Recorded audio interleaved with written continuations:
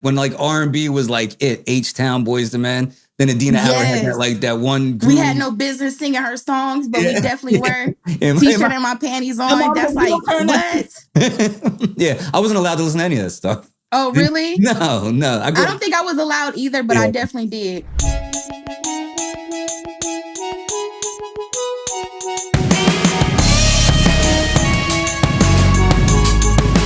Today on Loves Music, we have Quia Morgan-Hill. She's a media personality and entrepreneur. She's the host of 90s Girl Boss, and she also teaches media classes and helps people expand their brand. Now, all the way from Ohio, Quia Morgan-Hill. Quia, thank you so much for joining us today on Loves Music. This has been a long time coming. I am one of your early admirers. Earlier this year when I decided I want to get into media and start this podcast, you were one of the first people I saw where I really admired not just your movement and the way you moved in your business, but just you as a person. You approach your movement with such a joy and such a passion to help other people with their brand awareness. Just thank you so much for being who you are, man. It's been such a joy to like watch you work. Oh, I appreciate that. I really do. That means a lot. So I'm just doing it from my heart. Absolutely. So give me an idea. So if I was just starting out, right, and I wanted to and I wanted to work with you, what are some of the ways that you could benefit me as somebody trying to expand their brand and expand their voice in the public?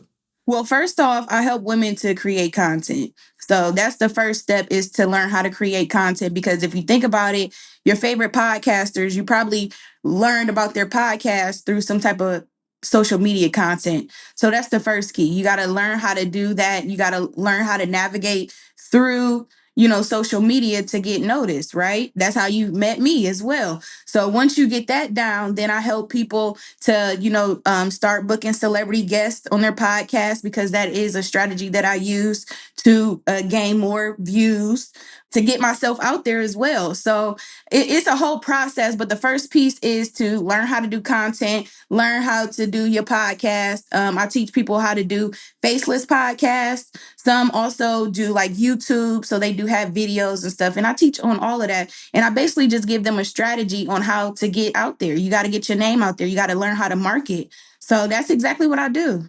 And what are the means that you use to kind of help your clients? Are you offer workshops? Are these like interactive? Like what? Mm-hmm. How do they get plugged in? Is that what you do? You offer the classes? Yep. So I offer free classes. And on that class, I usually just give a strategy on where to start. So I'll review your page and I'll see exactly what you're like. I'll find the holes in your page. So if there's something that's not working for you, that's what I try to give a strategy around. Usually it is the content piece. A lot of people come to me and they don't know how to get more followers.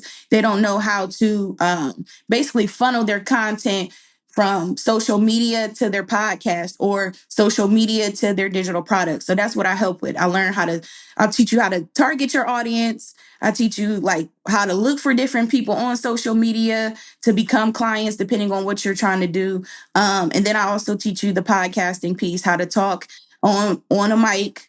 I teach you how to interview celebrities, and it's like a 101. So once you actually join my mentorship, I teach you, I lock arms with you and I teach you step by step. I call you, I check in, I hold you accountable. You know what I'm saying? I give you homework to do, and that way we can build you up to the next step. And it's different steps you got to graduate from. And usually, by the fifth, sixth step, people are making money from their podcast. Wow. I had some of my mentees actually make sales on their fifth episode. Wow.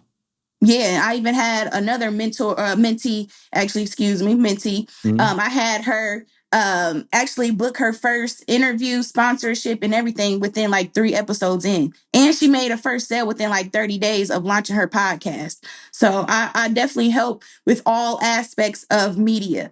When I first started in media in 2015, I came out of Ohio Center for Broadcasting, and I just fell in love with media. At that time, though, when I graduated, I was more of behind the scenes. I was doing editing work, doing different things for companies in Ohio. And a fellow friend, a classmate, actually reached out to me, and he was like, "Hey, you will really be good as a radio personality on my internet radio station." And I was like, "You think so?" So I tried it out. and I freaking loved it. And before I knew it, that landed me to terrestrial radio. I was on Magic 95.5. Then that turned into more internet radio stations reaching out, and then before I knew it, I decided to start my own. And so I've been podcasting and doing media ever since. And I'm like 10 plus years in. Wow. That's incredible. Yeah. I mean, you're a natural. I mean, if you like, it sounds like you've been on the radio forever. Like even in your content, when I like watch your interviews and everything, like I feel like I might as well be watching CNN or, Dateline or something. Like you have such a knack for it. And your guests seem to feel very comfortable as well.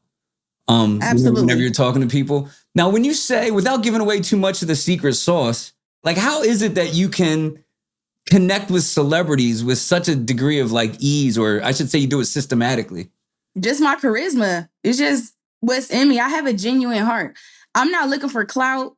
I'm not looking to like bash people. I'm not looking for clickbait. I'm not doing any of that. I'm just being myself.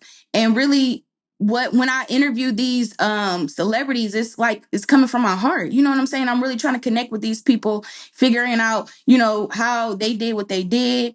You know what I mean? And just being my authentic self. I'm just a genuine person. I don't have a motive. I'm just really coming on here to just explain to my audience how your journey went, how you started from maybe being a childhood actor to now you got to be an entrepreneur. Maybe you got to work a 9 to 5, so I dive deep into those type of interviews because I want people to understand that there's always more than one perspective in life. Absolutely. And then also I'm trying to mix nostalgia and entrepreneurship together because I've never seen that done before. Sure. And I feel like that's my passion points is definitely nostalgia and entrepreneurship. So I'm clashing those two things together and I'm just bringing awareness to the situation.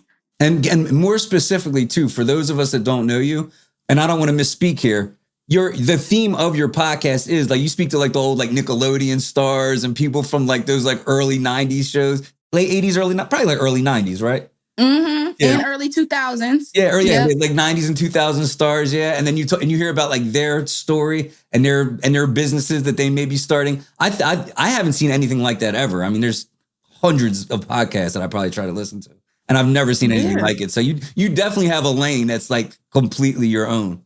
Yes, and I love that. So make sure y'all check it out. My podcast is 90s Girl Boss, the Quia Morgan-Hill Show, and I feel like it fits me.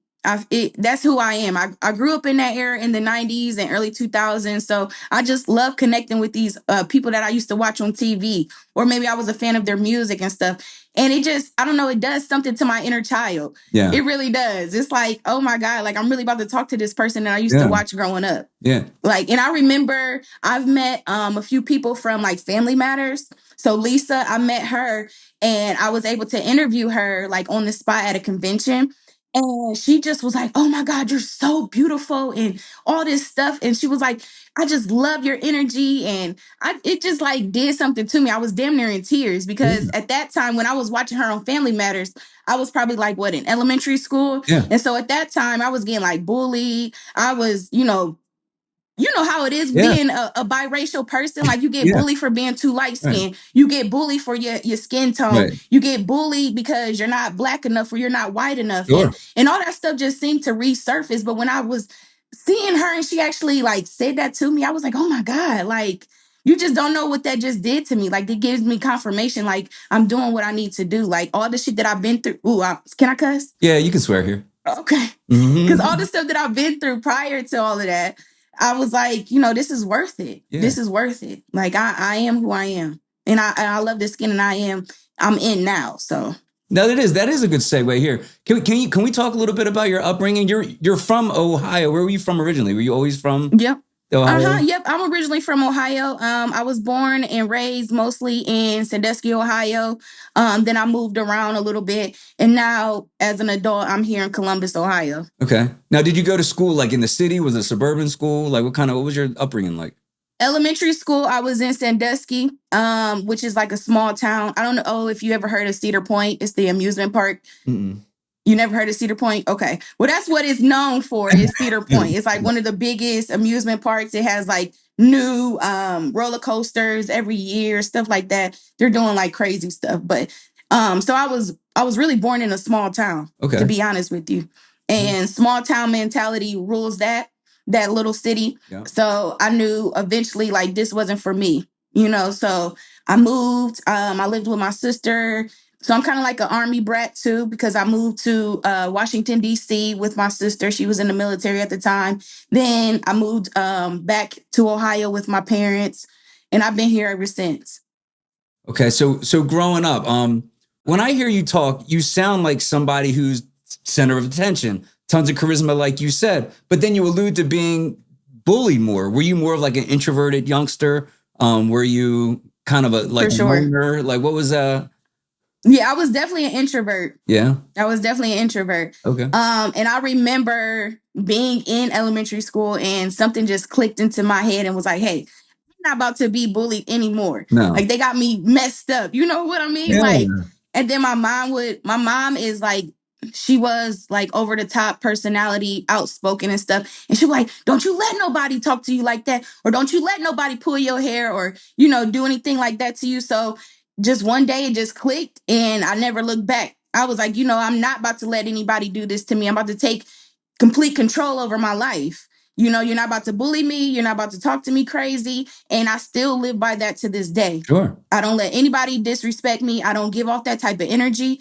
to be disrespected because I don't do that to people. Right. You know what I mean? So, and that's just what I live by. I don't play around. Now, do you think having to overcome that sort of environment gave you more resiliency and strength once you got into media? Like one kind of gave way to the other?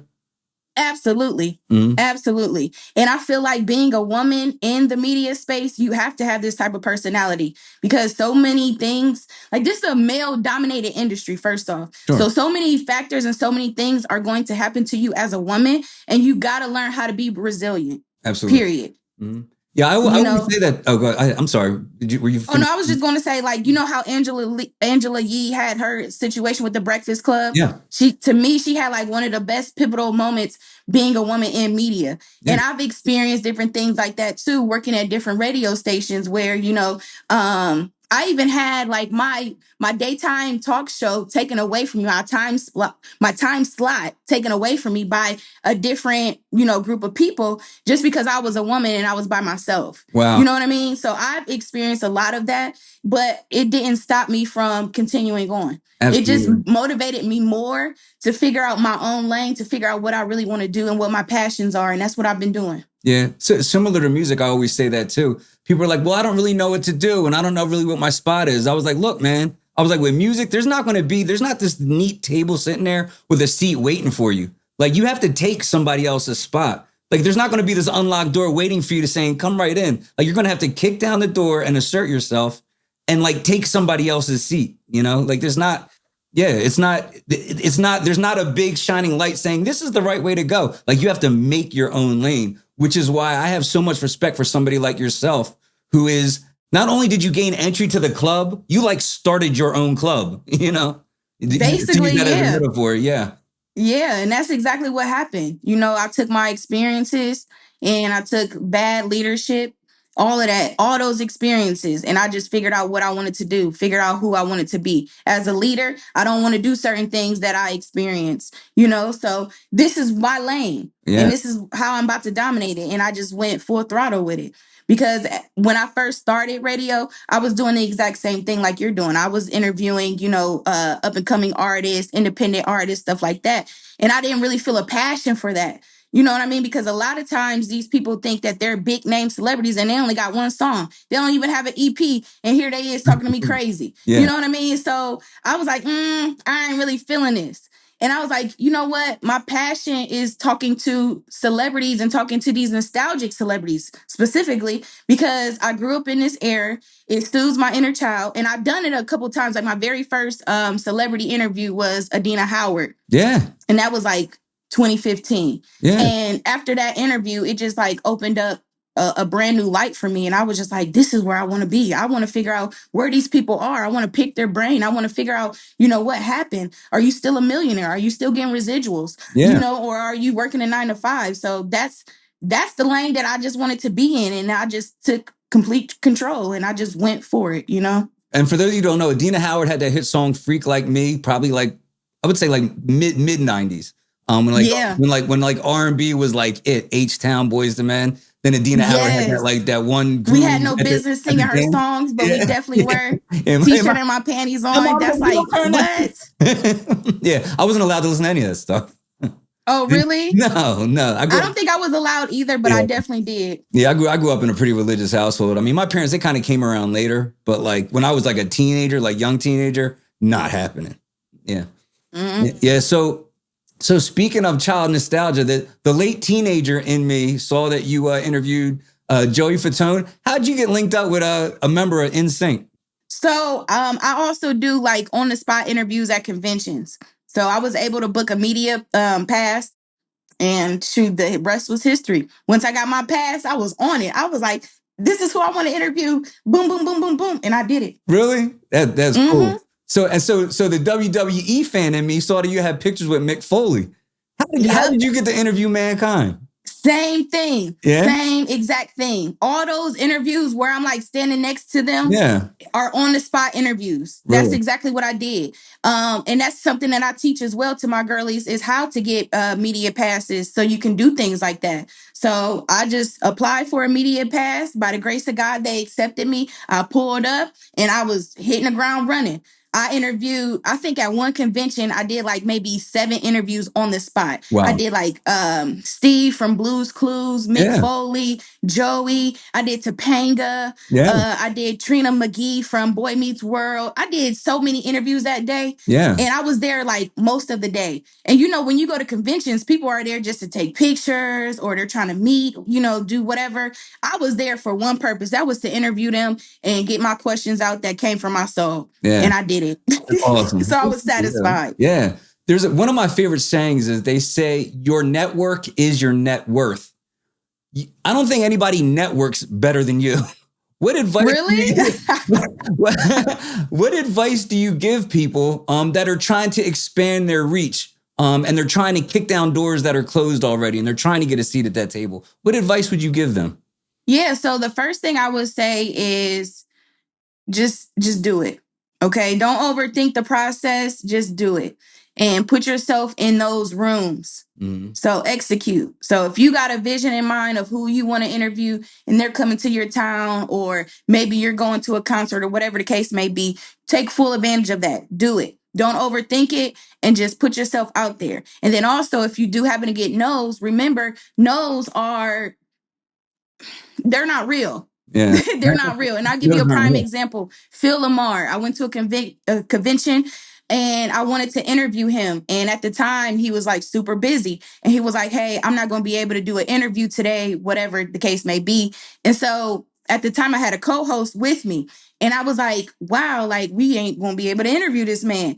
And he was like, you're right. We're not going to be able to interview him. So let's just like leave it alone. And then something clicked into me and I was like, hey, but he didn't say no, he wouldn't do it. He just said, no, not right now. Sure. So what I did was I hit up my publicist and I was like, hey, when we leave this convention, send his manager or whoever, you know, the pitch and let them know, like, we want to get him on. And sure as shit, that's what happened. Because he wasn't saying no, you know, forever. It was just, no, not right now. And that's okay. That's going to happen. But make sure you follow up with these people. Absolutely. And that goes for your business too. You know, like you may have some clients that say, no, I don't have the money right now to buy your ebook, but you know, I'll do it, whatever. But you got to follow up with these people. There's money in the follow-ups. 100%. And that's exactly what I did. Absolutely. Absolutely. I feel that for you to be as effective as you are, you have to maintain such a high level of energy because it's not just you anymore. People are taking their dreams and they're putting them in your lap and saying like Quay, help me get to the next level, right? So you have to keep that high energy level. What are you doing on the days when you just don't have it? I just do self-care days because a lot of that does stem from energy. You do have to be high energy. You do have to be in this leadership position. So I try to, you know, nurture myself when I'm not feeling my best. So that's either like, you know, facials, massages, hanging with my girls, whatever, venting to somebody, talking to my therapist. You know, I'm always doing something to make me feel better. I also meditate, you know, I do Reiki, I do chakra, all of that stuff. Like I'm all into that because that helps my energy to be the best version of myself. In keeping in tune with you operating such a sophisticated operation here, you have to make a ton of decisions, right? And obviously you can't put a tons of analysis into each decision because you're not going to get anywhere. What are some of the core principles that you use, almost like the filter, that you use to make certain decisions? Like, there's 2 or 3 principles that like, all right, these 3 things have to be right for it to be a yes. If it has this, then it's a no. That's a good question. I guess I was never asked that before, but I guess I would have to say, like, maybe just making sure the energy is right. I'm a Pisces, so I'm a water sign. So I connect with energy. And if the energy ain't right, regardless if you a celebrity or just maybe a potential client or whatever it is, we have to connect. You know what I mean? Like, how we connected? Yes. Just like our energies just flowed and stuff like that. We were able to laugh, kiki, and all that stuff. I need to be able to do that with everybody that I come encounter with. Because if you're a stick in the mud, I cannot work with you. Right. So first off, I always pray for discernment. And that's exactly what God blesses me with. Because if it's not right, then we're not going to connect. And now your experience is going to be messed up. My experience is going to be messed up. I'm going to feel like, ugh. And I don't want to feel like that. I never want to feel like that. So the energy got to be right first. That's what I would say. Absolutely. So when you are assembling your team, obviously energy, what are the core principles that you look like that are consistent? When you get a team member and you're like, this is a great person to collaborate with, other than energy, like what are some of those attributes that make somebody a great partner? Integrity. That's definitely one. You got to be a person of your word. And there's not a lot of people like that anymore. No. So when I find people that actually keep their word and they do what they say they're going to do, that definitely is a green flag for me. I'm like, yes, come on, let's work together. So that's definitely one. And then just knowing who you are and what your superpowers are. A lot of people sleep on their capabilities, and I don't like people like that. I need to know that you're a go-getter, a mover and a shaker. I always say, sit me with the movers and the shakers, because that's exactly who I am. I know what I'm capable of doing. I know my strong points, and I look for other people that know that within themselves as well, because I don't have time to build you up. Sure. Because that's not where I'm at in life anymore. So if you are stagnant or if your mindset is not where it needs to be, I can't really help you with that. That's internal work that you're going to have to process yourself. So I try to avoid people like that and look for people that are already grounded, that know who they are, because I had a co-host that I had to build him up every episode. You know what I mean? Like I gotta pour into you. And that took away from my greatness, and that took away from me being able to do a great interview, because I'm having to pour into you, make sure your confidence is where it needs to be. Right. And that's not good for me, because that's what I call a vampire energy sucker. Yeah. I mean, you have to overcompensate for somebody else's lack of energy for better way to express and it's it. always something, and I try to stay away from those people too that's like always complaining. It's always something in their personal life. And not to say that people don't go through things, because everybody is going through something, but you still have to have a good mental headspace to get through all of these things. You gotta have a good connection with God. You gotta know who you are. And that's just what it is. And if you don't have that, I'm sorry, but that you're not a good fit for me. So give me an example of a time where you might have made a bad decision, whether it's about somebody or a certain guest or just a business venture in general, and you're just like, I wish I would have had that one back to do over again. Oh, yeah. I've had that so many times. That's why I'm at a space now to where it's like, it don't feel right. Okay. Because I've had those experiences to where like it didn't fit, but I was trying to do it anyway. God was telling me, no, this is not who you are. And yet I was still doing it. So when I was at different radio stations, I experienced, like I told you before, people stealing my time slots. I had my engineer steal money out of my purse. Like I've had so many different things that happened to me at different radio stations. I had people tell me I wasn't good enough. I don't have the look. I don't have the sound. I speak Ebonics, or I speak too ghetto. And I had all of that. And instead of me like taking heed, like this person really doesn't like me for who I am, I still tried to include myself and still try to be a part of what they had going on. Mm-mm. And that was due to like maybe they had a bigger following than me. Maybe they were already established and they were, you know, in the media industry prior to me coming in. So they had like more experience. It was a lot of different things, but I regret those things because I didn't listen to God and I didn't listen to myself. When I knew things wasn't right, I should have clocked out then. But I stuck in there and then it turned into a shit show. Right. So then I had to really leave once it got to that point. You know what I mean? And so I would take back those experiences because it wasn't me. That was not who I was. And that's not the image I'm trying to portray. That's not who I am. That doesn't fit me. It's one of the hardest things to do is like walk away from something you're already kind of emotionally invested in. You know, you want it to work so bad and you feel like you put so much into it and you want it to work, but you don't realize how much you're saving by just walking away now.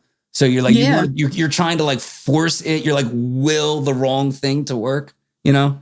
Absolutely. Yeah. Absolutely. I had a time where I was a co-host with these guys and we were doing good for like maybe the good 3 months. We were probably a good 3 months in. And, you know, at that time, you're invested, you're coming to the radio station, you know, you're booking guests for them, different stuff that I was doing. And then they finally came out and told me, like, hey, you don't look the parts that we're looking for. Like, at that time, I guess they wanted me to, you know, be more prerogative and show breast and show more skin and stuff. And that's not who I am. Yeah. You know what I'm saying? Like, don't get me wrong. I'll get cute now, but that's not who I'm trying to be. I'm not trying to be a video vixen. I'm not trying to shake ass and twerk and all that stuff that all these other women are doing because that's not me. I'm a cool, down to earth type chick. You know, put on some throwbacks and it's a vibe. You know what I mean? That's who I am. Yeah. That's who I've always been. Right. And so I just had to get in that space to where people would appreciate that versus seeing me twerk on stage or showing some titties and ass and all that stuff. Like, that's not me. Sure. Sorry. There's a place for that, but that's not you at all. Like when I look at your content, my mind first consummate professional. That's the first place my mind goes. Almost like I would love to work with her, but I better have my shit together if I'm going to work with her. That's the first thing I think about when I start looking at your content. And then I look at somebody who's highly effective and I'm like, oh, this is somebody who gets things done. Everything that you post seems like a deliberate step in a gradual progression that's all planned out. Like nothing just organized, nothing chaotic. And then the third thing I think is, I would love to get a beer with her. And those are like the three. And that's how you register to me. You know, that's how you come across. So I don't know if you're doing that on purpose, but that's how I read it. You know? No, I'm not doing that on purpose. That's just who I am. Yeah, you know what I'm saying? I'm just being me. When you see my social medias, I'm not doing anything extra than my normal life. You know what I mean? I'm capturing my simple day-to-day life. That's all I'm doing. I'm showing you that I'm doing interviews. I'm showing you I'm helping women. I'm showing you I'm living life. That's just who I am. Now, don't get me wrong. I like to do a little 2 steps, get a little drink from time to time, but I'm not that one. I'm not a sexy red type girl. Right. Period. I'm not. I'm more of like a Lauryn Hill, Erykah Badu type vibe. You know, so. No, but that's your competitive advantage, though, for someone to say, look, I can trust you for advice. I know that what you're telling me is going to be authentic. And I know that I can actually let my hair down a little bit and actually show you who I am. Like I can actually be vulnerable with you and I'm not going to be judged. You know? Right. And that's your competitive advantage. That's who I want to work with. These high, like very overly produced commercials with the statistics down the side. And it sounds like they're reading from like an AI script. Miss me with all that. You know what I mean? I want like the real, you know? Mm-hmm. So I think that's your competitive advantage. Don't stop doing that, you know? Yeah. And now I believe in the saying that your vibe attracts your tribe. Yeah. And that's what I've been living life by. You know, like either you like me or you don't. I understand that I'm not everybody's cup of tea and you're not going to like me if we're not on the same, wavelength. So that's understandable. But I'm not going to change who I am because I am who I am. You like me or you don't, period. You know? So give me an example of a time on the flip side, not a mistake, but a time that you killed it. You're like, that went way better than I thought it was going to be. Like, this was an amazing interview. Like, give me a... So when I interviewed LaTanya, Latanya from Alex Mack, The Secret World of Alex Mack. Do you remember that show from Nickelodeon? I don't, but you might have just missed me because I'm a little bit older than you. Oh, okay. Well, I interviewed her and she actually gave me props in the interview to where she was like, I just love your energy. She was like, I love that you're authentic. You make a safe space for celebrities like myself that are maybe not, doing anything any longer. I just made a safe space and I really like connected with that message because it's like, yeah, this is what I'm supposed to be doing. Like, this is all of this stuff that I went through just to get to this point. Mm-hmm. And this is, yes, this all is where I'm supposed to be. Like, thank God. Yeah. Yeah, and it was just a beautiful experience because like I said, I've been interviewing celebrities for a while now. And for somebody to actually give me my flowers, I was just like, yes. Especially a celebrity giving you your flowers, Yeah. Again, somebody else that I grew up watching on TV is giving me my freaking flowers. Like, how dope is that? If that's not God sent, I don't know what more it could be. Like, absolutely. God is telling me, like, continue on. Absolutely. Job well done. Yes. And that's what I've been doing. And any of the accolades that you're getting, I'm certain they are well deserved because you are out there grinding. Now, obviously, this is a music show, so we got to talk about music, right? So when you finish this interview and you go out into your car and run errands and you put on the music, what's playing today? Who are you listening to today? To be honest with you, I'm playing 90s R&B Pandora. Let's go. 90s R&B. Who's your favorite? Ooh, I can't say I got a favorite. Like, oh my God, it's so many. Like, I love Lauryn Hill. I love Mariah Carey. I love like the one hit wonders. You know what I mean? Like, I love boy bands. I love Pretty Ricky. I don't know. It's just something about that R&B vibe back in the day. It's just hit different. Like today's music, I like some of it, but to me, a lot of that stuff is not telling a message. It doesn't.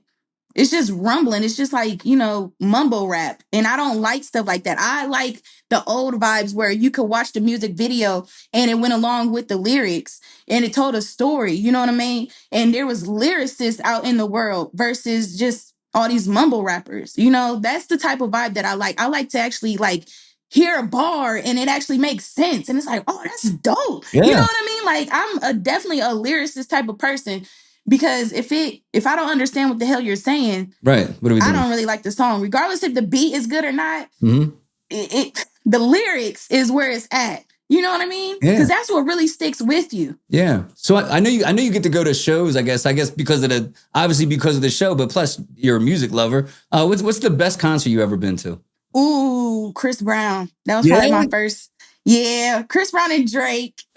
Chris Brown was my very first concert that I've ever been to. It was him and Neo. And it was like when he first came out, that was like one of the best ever. I could see that. Like the time was had at my young age. And then I went to the Drake concert for my birthday a couple years back, and that was awesome. Yeah. Yeah, I gotta cross him off the list. I gotta see Drake in concert. I feel like Drake is a vibe. You got to see Drake in concert if he comes to your city. Yeah. Absolutely. Mm-hmm. Yeah. And I don't care about the Kendrick Lamar stuff. Shoot, I'm still going to love Drake. They cannot make me hate Drake. I don't give a damn. I grew up watching Degrassi, so y'all would never make me hate Drake. Yeah. So who is your dream interview? Somebody that you got on the list and you'd be like, if I can get them to sit down with me for 45 minutes, I'll be very happy. It would have to be between Angela Yee or Angie Martinez. Really? Interesting. Mm-hmm. Two New York personalities. I would definitely have to interview them. Yeah. I just want to know their stories, especially Angela Yee, because I feel like, again, she had one of the pivotal moments of a lifetime for a female in media. Mm-hmm. And that's the second time you brought that up. Can you fill us in on what happened at the Breakfast Club specifically? Yeah, absolutely. So remember, she left the Breakfast Club because her and Charlemagne and Envy, they were having some discrepancies behind scenes and stuff that people didn't really know what was going on, whether that be sexual, whatever, unprofessional, however you want to calculate it. So what she did was, instead of stopping and not doing radio ever again, she created her own freaking show. Right. Now, I don't know too many women that would have actually like continued on with that type of experience and that type of work environment that she was in. Mm-hmm. So, and I just feel like that's what I did too. Yeah. You know, I'm not a big name like her, of course, but I feel like that definitely put some fire under my ass to keep going, you know? Yeah. And that's what she did. And she's been killing it ever since. And I love her for that. Absolutely. As an artist too, obviously the people that create things that are commercially viable, there's an air of creativity, but there's also like a business side to it. There's great artists that make paintings that end up just getting hung in their house. There's musicians that make a bunch of songs that just sit on their hard drive because they can't promote. And then there's business people whose art is dictated by what the market says they need to build. What percentage of your work would you say is creative? And then what percentage would you say is business? Like 90% is creativity for me. That's another reason why I left so many different radio stations, because they were trying to tell me what to say, how to talk, how to look, you know what I mean? And that's not who I am. You can't tell me what I'm about to do, because that's not the vibe that I want to be. Right. So for the most part, I would say like 90% is definitely like creativity. Just putting my vibes out, just showing people who I am. Like, I'm just a nostalgia girly. I'm still reminiscing. I'm still, soothing my inner child. So most of that is like 90%. Now, the business part, of course, I have to throw that in because I am a businesswoman too, so I would probably say like 20% is business. Okay. So what we're witnessing when we are looking at your content is your brainchild or brainchildren, so to speak, your creations being propped up by infrastructure only meant to illuminate your own personal ideas. Right. Exactly. Yeah. Mm-hmm. Exactly. Yeah. Yeah. And I think that's important too, because like I said, I interview a lot of artists in here and they're all kind of up and coming. And everybody always gets to that point where they kind of reach a ceiling where it's like, I'm making music I love. I love the stuff I'm putting out, but I'm still in like 300 view purgatory where I can't get anybody outside of my family to pay attention to my stuff. Should I make the dancey song? Should I maybe put out some content where I have some cleavage showing? Should I maybe step outside of it? And I think it's important for people to realize that you can create and there is a lane for you without having to. Do you have to know some business acumen? Yes, but you don't have to sacrifice the creativity to be successful. Right, exactly. And really what a lot of people are lacking is just the marketing piece. Right. So if you know how to actually like put yourself out there, people are going to be attracted to you. You don't necessarily have to drop new music every week. You know what I mean? Because a lot of artists feel like they need to do that. You just got to have a good marketing strategy. Absolutely. And a good team, That's what it boils down to, is just having good marketing. Absolutely. Here's a question for you. What is the best compliment that someone has ever paid you? I would probably say the best compliment is just people telling me, keep doing what I'm doing, or I help them in some type of way. I remember being at a radio station and I had a guest, and like this lady just appeared at the radio station and she was just like, you guys have helped me so much. She was like, I've been depressed. I think she lost her child at that time or something. She lost somebody that meant a lot to her. And she was just like, listening to your shows, you just give me hope to keep going on.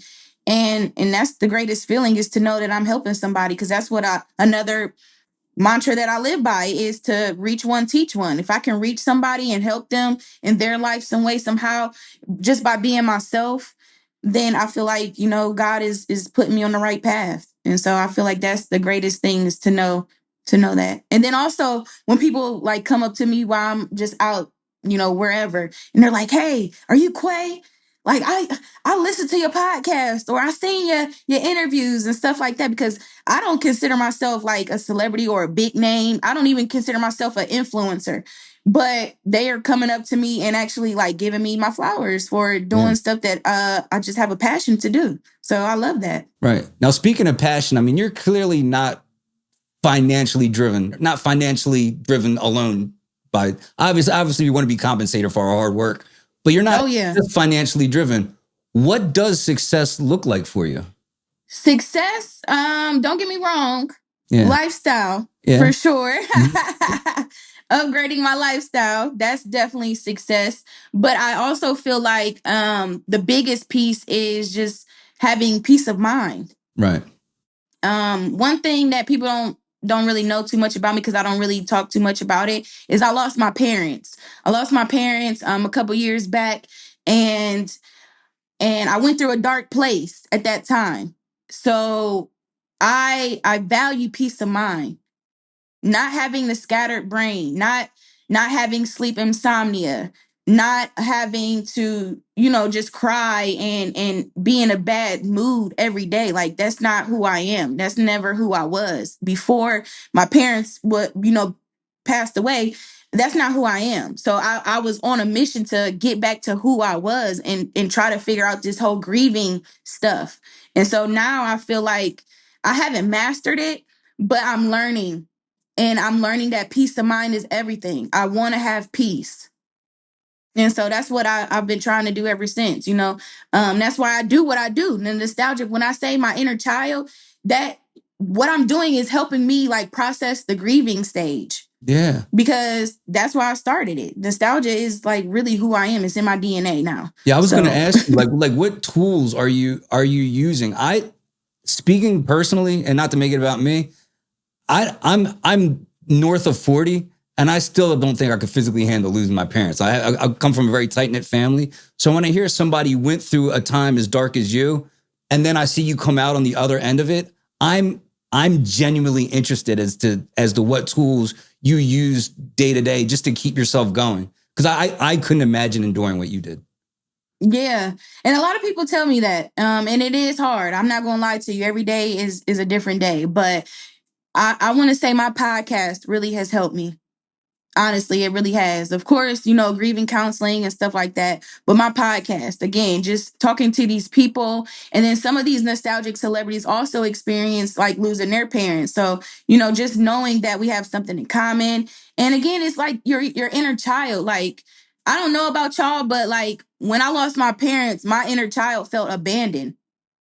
I felt like I was an orphan, even though I was grown. Right. But I was like, yeah, something is not right. And I don't know how to soothe her. I don't know how to nurture her anymore. Right. And so she would appear in different places in my life. And I'd be like, ooh, girl, like simmer down. So, and I knew that was a problem. So I had to figure out a way to like tell myself, like, you're okay, you're safe. And doing my podcast was a way for me just to do that. Interesting. Wow. I know. It's crazy, right? But yeah. God doesn't make any mistakes. So he knew exactly what he was doing. And he knew that, like, I had a calling, I have a purpose on my life, and I got to continue on doing what I'm doing. And so that's what I've just been doing, Yeah. Yeah. There's something, I know that when we first connected, there was something about, I don't know. There was something about your warmth and your energy, which is why I think we stayed in touch pretty often. I mean, I can speak for myself. I mean, you've always been supportive to me. I mean, comments, likes, all that. So, but it's all starting to kind of make sense now as we're talking too. There's like a warmth and a connection there. Can I read you something that you wrote a couple months ago? Do you mind? Yeah, absolutely. This is one of my favorite quotes of yours. You're always dropping gems, but this one was one of my favorite. All right. Okay. Hey, love. Please keep looking, not for a person, but for passion, your love, your courage, your goals, your dreams, your happiness, yourself. Keep looking. Explore yourself before you explore another. Know your worth, know yourself. Only then you will need over what you want. You need yourself to become your own. Do you know yourself? Do you remember when you wrote that? Yeah. What was going on during then? Because I think that's beautiful. Oh, thank you. Mm-hmm. Thank you. I appreciate that. I mean, just real life. I get that, a lot of people out here are dealing with a lot of stuff, and you got to love yourself. Learn how to love yourself. Yeah. And again, that's something that I had to learn how to do after my parents died, was to love this new version of me. And so I'm just here to like encourage people to just love on themselves first, And that's how you're going to find your passions. And that's how you're going to figure out what type of person you are, what your boundaries are, where your mindset is, is loving on yourself.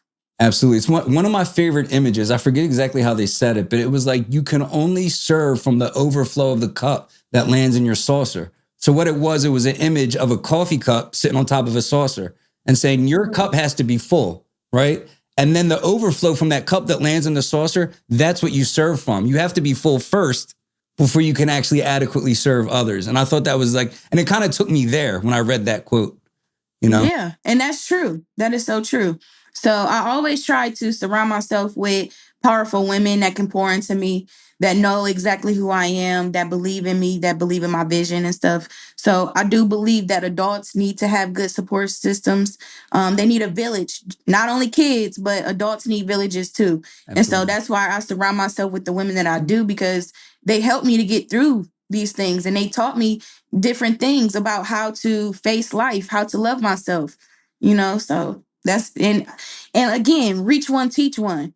If what I went through could help somebody, and what I'm dropping, if it could help somebody, I'm going to do it, because again, you never know who is watching you. Like, no offense, but Julian, I never would have thought you was watching me. You know what I mean? Like, I swear, I never thought you would be on my page like that or anything like that, because I just never did. And I don't look at people like that. And so for me to know that I am actually like reaching you and reaching your spirit and your heart, and I'm actually helping you get through different things that you may be going through in life, that's what I'm here to do. I believe that's what my calling is to help other people. Absolutely. For somebody that encounters you, whether it be online, in person, what one message, if you could only have one message for them to take away with them, would you want them to have? Like, what's one thing they can leave with after encountering you that you think would be the most useful? Just be yourself. Be yourself. Be your authentic self. Okay? I know we live in a day and age where everybody's trying to do trends and everybody wants to be, an influencer and all this stuff, but it's okay to just be you. If that's not who you want to be, maybe you want to be a doctor, or maybe you want to, just be an average person, a 9-to-5er. That's okay. Okay? Believe in yourself. It's all right. Love yourself. So if you work at McDonald's, it's okay. Love on yourself. You don't have to be more than what you want to be. Like, and I feel like, and that's the thing that people don't realize too, because you know how when you meet somebody and they'll say like, oh, I see your greatness. I see your potential. You could be more than just working a 9-to-5. And then they get frustrated when that person doesn't believe that they're more than that. Right. I believe if you believed in yourself, you will want more. But if you don't want more, that's okay. You are who you are. Yeah. Just accept it. Love the skin you're in. I hear that. Now, somebody's going to watch this interview or any other form of media, and they're going to come across you, right? And people are going to want to be a part of your movement. What is the single best way? Only one, if there can only be one. What's the single best way that somebody can support you? You can support me by liking and sharing. Like and share? Yeah. Like, comment, subscribe. Yeah. Exactly. Engage with me. Say hello. Let me know that you're there. Because I love to meet new people, Yeah. All right. So, yeah, just let me know that you're there. Check in. Well, speaking of meeting new people, you are probably one of the most valued acquaintances that I made in 2025. I couldn't be more grateful that you came into my life. Now you're in the circle. If there's ever anything that you need at all, please don't hesitate to reach out. And Quia, I want to thank you from the bottom of my heart for taking the time to join me on Love's Music today. Yes, I appreciate you so much. Thanks so much for having me. And I feel the same way. So I got a lot of different artists that would love to be on your show. I reached out about them and stuff. So if you ever need anything, if you ever need like media training, or if you need somebody to pour into you, just reach out to me. I got you. Oh, will do. We're like bros now. Yep. We like this. And the rest of you, thank you so much for watching Love's Music. New episodes every Thursday. Quay, have a good one. The rest of you, enjoy the rest of your day. Thank you.